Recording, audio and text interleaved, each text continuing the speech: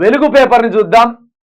ఢిల్లీ గులాం వెలుగు పేపర్ను ఒకసారి చదివే ప్రయత్నం చేద్దాం. జోరు వాన, మొత్తానికి నిన్న వాన దంచి కొట్టింది. రాష్ట్ర వ్యాప్తంగా బగ్గున మండుతున్న ఎండల నుండి వాన పడే వరకు ఎక్కడోళ్ళక్కడ చల్లబడ్డారు. అయితే ఈ వాన ఎండల నుంచి ఉపశమనం కలిగించినప్పటికీ ఈ వాన వల్ల పాపం ఇట్లా ధాన్యం ఆగమయ్యే పరిస్థితి ఏర్పడ్డది.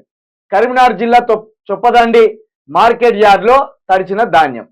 ఒకవైపు రాష్ట్ర ప్రజలకు ఎండల నుండి ఉపశమనం కలిగింది, కానీ ఇదే వర్షం వల్ల రైతులు కావచ్చు, వడ్లు ఎండబోసుకున్నోళ్ళు కావచ్చు, వాళ్ళకు మాత్రం నష్టం జరిగింది.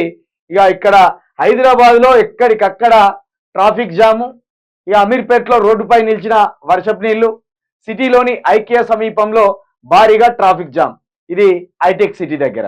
ఇక ఇట్లా రెండు రకాల ఒక భిన్నమైన పరిస్థితి నిన్నున్నది. వర్షం వల్ల చల్లబడ్డదని సంతోషించే లోపు ఒకవైపు వరి ధాన్యం పంటలు అవినాశనం అయిపోయినాయి. రాష్ట్ర వ్యాప్తంగా పలు జిల్లాల్లో కుండపోత, కొనుగోలు సెంటర్లో తడిసిన వడ్లు, పిడుగులు పడి చెట్లు విరిగి గోడ కూలి 6 మృతి.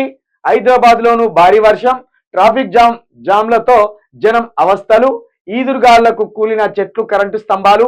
మరో 5 రోజులు వర్షాలు, మరొక 5 రోజులు వర్షాలు ఉన్నట్టు తెలుస్తుంది. దయచేసి వడ్లు ఎవరైతే ఉన్నాయో రైతులు మరి ఆ ధాన్యాన్ని కొంచెం జాగ్రత్తగా వర్షాల నుండి కాపాడుకుంటే ఇన్ని రోజులు మీరు పడ్డ శ్రమకు ఫలితం దక్కినట్టు ఉంటుంది.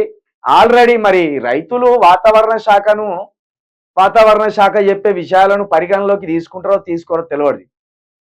5 రోజుల ముందే 5 రోజుల పాటు కొన్ని జిల్లాల్లో మోస్తరు వానలు కురుస్తాయి, కొన్ని జిల్లాల్లో భారీ వర్షాలు కురుస్తాయని 3-4 రోజుల ముందే చెప్పినా కూడా వీళ్ళు ఇట్లా మార్కెట్ యార్డ్లలో వచ్చిన బయట వడ్లు పోసి కూర్చున్నారు.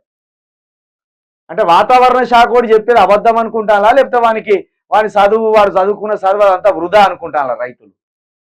ఈ ధాన్యాన్ని కాపాడుకోర్రి మార్కెట్ యార్డ్లు అంటే ఏదైనా సంచులు తీసుకొచ్చి కప్పుకుంటే అయిపోయేది కదా. వీటి మీద కవర్లు, ఈ కవర్లు కప్పుకుంటే ఇన్ని రోజులు మీరు పడ్డ కష్టం మిగిలేదు కదా.